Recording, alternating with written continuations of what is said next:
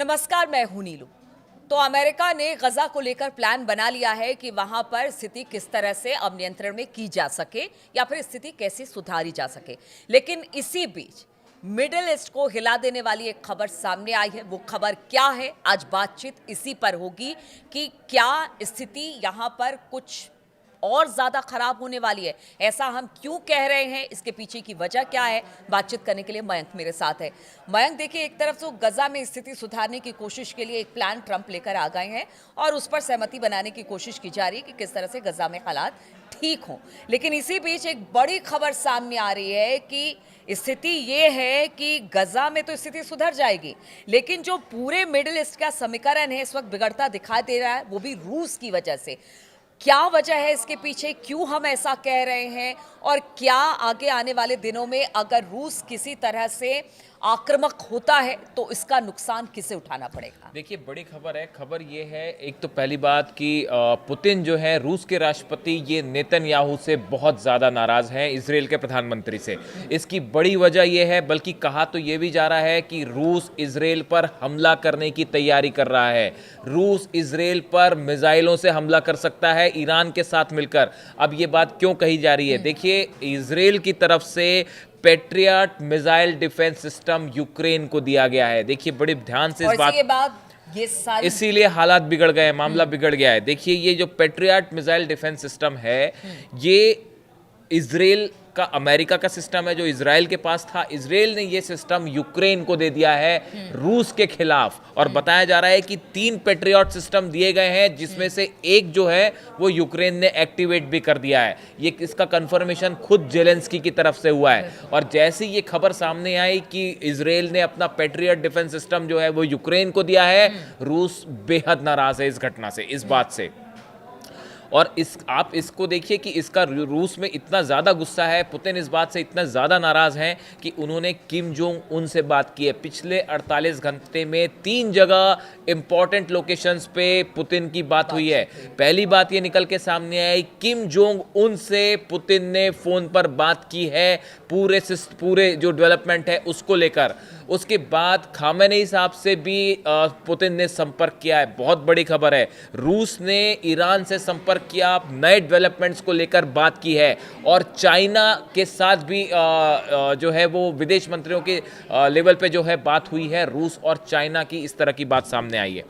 अब देखिए, ये जो पेट्रियट डिफेंस सिस्टम है, इसका यूक्रेन को देने का मतलब ये है कि जो रूस की मिसाइल्स हैं जो कि यूक्रेन पर फायर हो रही हैं, उन मिसाइल्स को रोकने में यूक्रेन को एक बड़ा हथियार मिल गया है, और वो हथियार दिया है इजराइल ने। बिल्कुल, और इसी वजह से रूस का गुस्सा जो है वो भड़का हुआ है। देखिए, ये पेट्रियट सिस्टम आपको अगर सरल शब्दों में समझाएं कि ये एक ऐसा लॉन्चर है, एक लॉन्चर, इसमें कई सारे लॉन्चर्स होते हैं, 8 लॉन्चर होते हैं इस पेट्रियट डिफेंस सिस्टम में, और एक लॉन्चर से 4 मिसाइल्स फायर की जा सकती हैं। और एक साथ इसमें करीब जो है 16 मिसाइल्स, बड़े ही कम सेकंड के अंदर जो है 16 मिसाइल फायर हो जाती हैं इससे। और 200 किलोमीटर तक की रेंज में कोई भी फाइटर जेट आए, कोई भी मिसाइल फायर हो रही हो, वो गिरने वाली हो, उसको तबाह किया जा सकता है। बड़ा टारगेटेड है, बहुत, मतलब बहुत एक्यूरेट सिस्टम है। अमेरिका ने ये इजराइल को दिया था, काफी एडवांस डिफेंस सिस्टम माना जाता है, और ये इजराइल ने देने का फैसला कर लिया यूक्रेन को, और 3 सिस्टम पहुंचा भी दिए हैं, जिसमें जेलेंस्की ने खुद ये बात कंफर्म करी है कि हाँ, एक सिस्टम हमने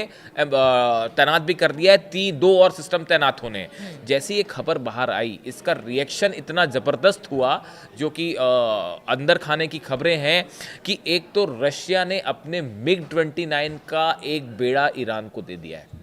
अब इसकी खबरें आपको कुछ जगह सोशल मीडिया में मिलेंगी, कुछ जगह आप देखिएगा कि कुछ दिनों बाद ये कंफर्मेशन आ जाएगा। कहा जा रहा है कि डायरेक्ट अगर रूस हमला नहीं करता है तो ईरान के जरिए हमला हो सकता है। बिल्कुल बिल्कुल, एकदम सही बात है, एकदम सही बात। ये जो है पहली बात तो ये है कि पुतिन इस बात से इतना ज्यादा नाराज थे कि उन्होंने तुरंत ऑर्डर कर दिए कि जो MiG-29 प्लेन्स है रशिया के, वो ईरान तेहरान पहुंचा दिए गए। एक बड़ा बेड़ा जो है वो पहुंचा दिया गया है, लैंड हो गया है, ऐसी खबरें हैं वहां पे। एक बड़ा जो है हथियारों से भरा हुआ एक बड़ा एयरक्राफ्ट जो है वो लैंड किया है तेहरान में, इस तरह की भी खबरें हैं। इसकी कोई पुष्टि नहीं है, अभी कंफर्मेशन होगा हम आपको बताएंगे। अब जो बात है ईरान की, ये भी कहा जा रहा है कि अगर इसी तरह से इजराइल ने यूक्रेन की मदद जारी रखी तो ईरान के थ्रू एक बार फिर अमेरिका, रूस और ईरान मिलकर बड़ा अटैक कर सकते हैं इजराइल के ऊपर। देखिए गजा में जहाँ से बात शुरू हुई, गजा में एक तरफ तो पीस की बात हो रही है, लेकिन गजा वाले भी पीस को लेकर अभी बड़े सारे सवाल हैं। देखिए ये बात सिर्फ हमास तक नहीं है, यानी ऐसा नहीं है सिर्फ अगर आप सोचते हैं कि हमास एक्सेप्ट कर लेगा तो एक्सेप्ट हो जाएगा। हमास ने अभी तक कोई रिएक्शन नहीं दिया है और ट्रम्प की तरफ से टाइम दिया गया 3 से 4 दिन का। इस पूरे मामले में ईरान का फैसला भी अहम होगा, रशिया का फैसला भी अहम होगा। देखिए जब आप मिडिल ईस्ट में हमास को आप डिसआर्म करने की बात कर रहे हैं तो ईरान से भी इस बात की चर्चा होगी कि क्या फैसला लिया जाना चाहिए। ईरान और रूस की भी आपस में चर्चा होगी कि क्या फैसला लिया जाना चाहिए, क्योंकि ये जो मिडिल ईस्ट का एरिया है गजा का, यहाँ पे जिसका भी प्रभाव होगा उसका पूरे एरिया में असर पड़ेगा। उसका रूस तक असर होगा, ईरान तक असर होगा, पूरे अरेबियन कंट्रीज पर असर होगा, चाइना पर भी असर होगा।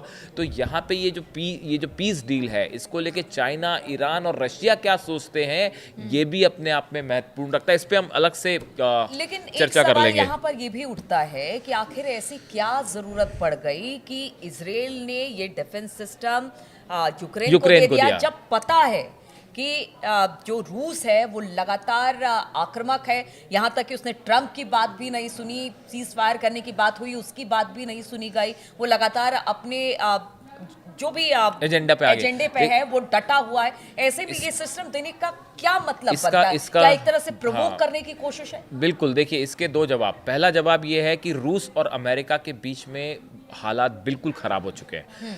रूस की तरफ से ये कहा गया कि अगर America long range ballistic missiles देता है यूक्रेन को तो ये सीधा सीधा युद्ध की शुरुआत होगी।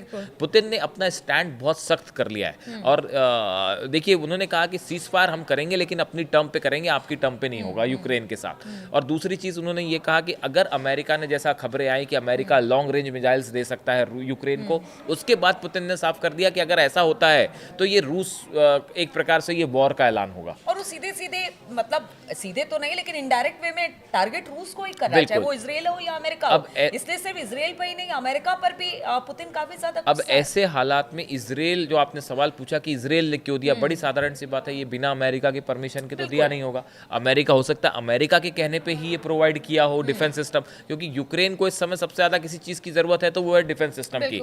जो रूस की बैलिस्टिक मिसाइल्स, रूस की जो बैलिस्टिक मिसाइल्स गिर रही हैं यूक्रेन पर, वो यूक्रेन उसको रोक नहीं पा रहा, झेल नहीं पा रहा। अब ऐसे में मदद करने के लिए यूरोप आ गया है और अमेरिका आ गया। इस सिचुएशन में हालात जो है रूस और अमेरिका के बीच में खराब हो रहे हैं और उसमें बीच में इजराइल की तरफ से ये प्रोवाइड करना सिस्टम जो है ये अपने आप में बड़ा गंभीर है। अभी देखिए रूस और इजराइल के बीच में हालात कैसे खराब है, इसको लेके आप देखिए कि अभी जो यूनाइटेड नेशंस की बैठक हुई थी जनरल असेंबली की, उसमें रूस के जो विदेश मंत्री हैं उनकी तरफ से कहा गया, Israel's illegal use of force against the Palestinians and aggressive actions against Iran, Qatar, Yemen, Lebanon, Syria and Iraq threaten to blow up the entire Middle East. रूस की तरफ से ये कहा गया कि जो एक्शन फिलिस्तीनियों के खिलाफ इजराइल ने लिया वो पूरी तरह से गैरकानूनी है और जो हमले कतर में, यमन में, लेबनान, सीरिया, इराक में हुए ये पूरे मिडिल ईस्ट के हालात को खराब कर रहे हैं। सीधा एक्यूज किया रूस ने जो है इजराइल को। इसके साथ जब ये डिफेंस पेट्रियट सिस्टम देने की बात आई उसके बाद रूस के विदेश मंत्री ने कहा, लावरोव ने, ये महायुद्ध के लिए उकसाने वाली कार्रवाई है। बिल्कुल साफ साफ देखिए बड़ा रूस ने बड़ा सख्त स्टैंड लिया है और आज आपको ऐसा लग सकता है कि ये अभी एक बड़ा स्पेकुलेशन है, लेकिन अगर आप माने वाकई रूस और इजराइल के बीच में हालात बहुत तनावपूर्ण हो गए और अभी गजा पे क्या फैसला होता है उसके बाद ये पूरा मामला जो है वो और एस्केलेट हो सकता है। और ईरान की भूमिका, जो आपने कहा कि इस पूरे मामले में ईरान के साथ मिलकर रूस एक बड़ा एक्शन ले सकता है इजराइल के खिलाफ, जो इजराइल के लिए एक बड़ी चुनौती होगी। इसीलिए ईरान को शामिल किया गया है कि वहां से अगर ईरान के साथ रूस खड़ा होता तो वहां से हमला करना इजराइल पर ज्यादा आसान है। बिल्कुल, देखिए ईरान की सिचुएशन तो अभी यही है कि ईरान ने साफ तौर पे IAEA को बाहर कर दिया है। स्नैपबैक सैंक्शंस लग चुके हैं ईरान के ऊपर। उसके बाद न्यूक्लियर टॉक्स पूरी तरह से खत्म हो चुकी है।